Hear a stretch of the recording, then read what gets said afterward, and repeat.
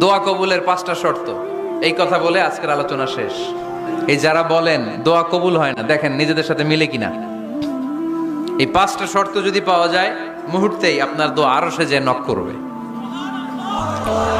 1 number শর্ত আকলুল হালাল, হালাল খাওয়া। কি খাওয়া? আমরা দুইটাই খাই,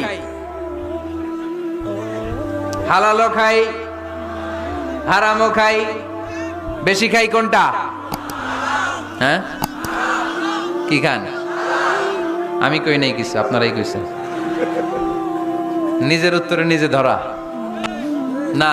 হারাম খেলে তো দোয়া কবুল হয় না। লা ইয়াদখুলুল জান্নাতা জাসাদুন গুযিয়া বিল হারাম। ওই দেহ কখনো জান্নাতে যায় না যে দেহ হারাম খেয়ে বর্ধিত হয়েছে। কেন দোয়া কবুল হয় না? মিলিয়ে নেন নিজের জীবনের সাথে, জাস্ট একটু মিলিয়ে নেন।